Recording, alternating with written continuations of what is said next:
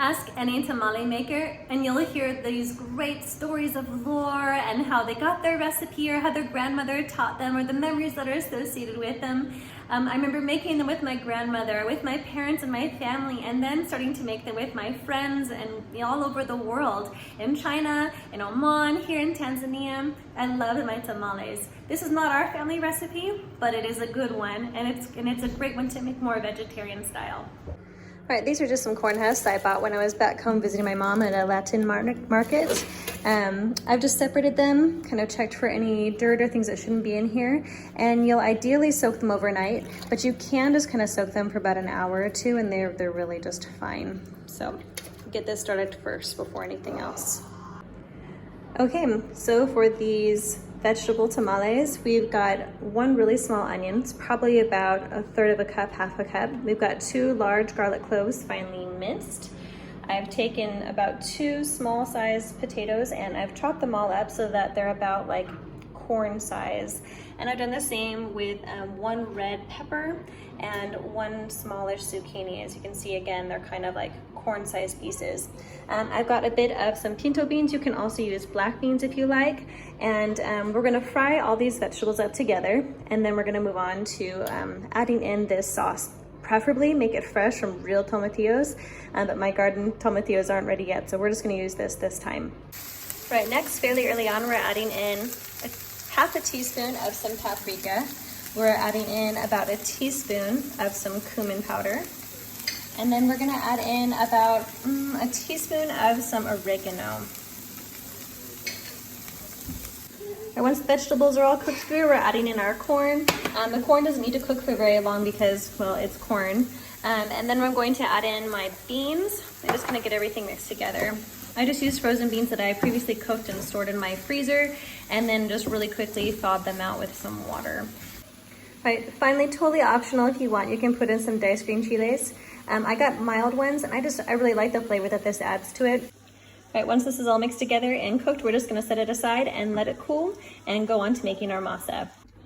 All right, for a good masa, it's about a 1-to-1 ratio of fat, the Masa Harina, and water. You're gonna find that you're going to need to adjust the water here and there just to get the proper temperature, but that's about the right place to start. So I'm just gonna take my 1 cup of Masa Harina that we use for tamales. This is just a little bit more coarse than what you might use if you're making corn tortillas. So I do recommend getting like the tamal instead of just the regular corn Masa Harina. It's not a huge deal, I think, if you go for the other, but I mean, if you can't do it, right? So we're just gonna mix this together, and you'll see that it really absorbs a lot of the water. You can let it sit for a while, and it'll really just thicken up a ton. All right, after letting it sit for just a few minutes, you can see it's still really pliable. You can just squeeze through your hands, but wow, it absorbs so much water, right? And when you get already prehydrated masa in the grocery stores, this is basically all they've done. So you're also just buying part of the water. Yeah, there's a convenience to it, but as you can see, it really doesn't take that much time to do this.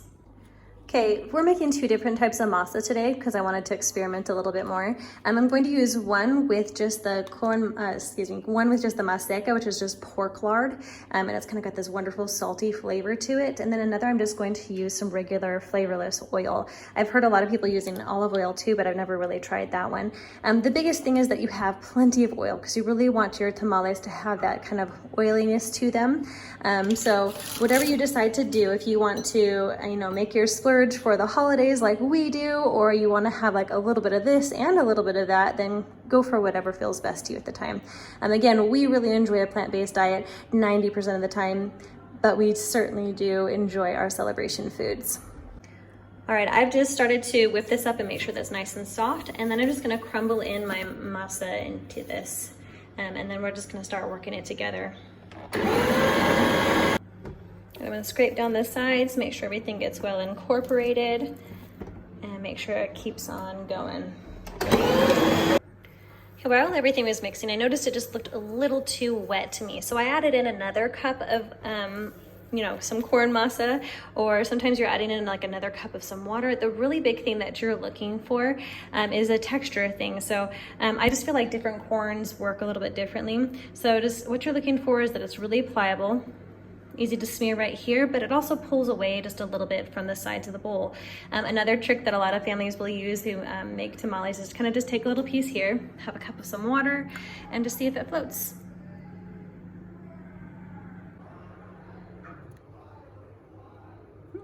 And it floats. Dough number 2. We have taken the masa, we have hydrated it, I've crumbled it in, and next we're going to add in our oil. Okay, so we've got about 2 cups-ish of masa, starting out with about 1.5 cups of some oil, hydrated with water to about 75%, and then we just need to make sure we add in some salt with this one since it doesn't have any pork fat in it to kind of give it that savoriness. All right, so here we have it. So you can see there's a little bit of an oily luster to it. It's got a little slightly different texture than the one made with lard. It smears just as well though, and that's what's important. All right, finally I added my green salsa. I did about 1 cup and mixed it up, and I think like that's about as wet as I want it. Makes it so it's, it wouldn't be dry anyway with all these vegetables, but it just kind of brings everything together and it's really great. All right, so now set up my assembly line, and I'm going to make sure I do a bit of the totally vegan one and a bit of our traditional masa, just to kind of give us some variety of flavor and try some things out.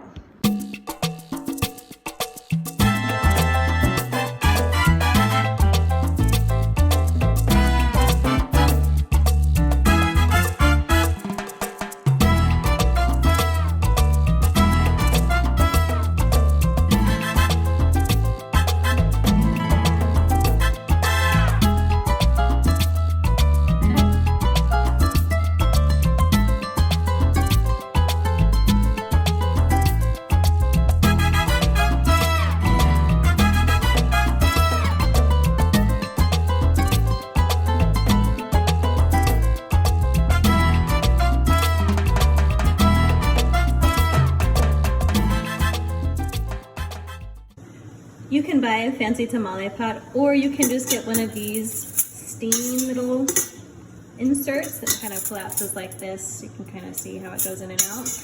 And you just kind of stick it in your pot, and then I fill it up until I see the water just starting to head over the top here. Okay, so you can see there's just a tiny bit of water that goes above the top now, and that's just about as much as we need. Okay, when I make tamales, I just kind of stick them in a plastic bag right here until I'm ready to use them. They last in the fridge for about 3-ish days, or you can put them in your freezer and they'll last a couple months. To fill up your tamale pot, I just kind of go around and keeping it kind of balanced. You do want it to be upright like this, just so as not to get any water in the top part of the tamale.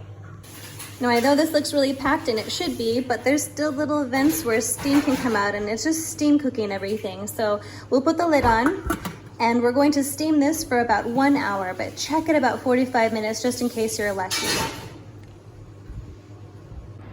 Okay, you can tell your tamale is done when it easily peels off the leaf just like this, and then you can take it to plate. We tried the oil masa tamales for Cinco de Mayo, and I'm pleased to say they were very good.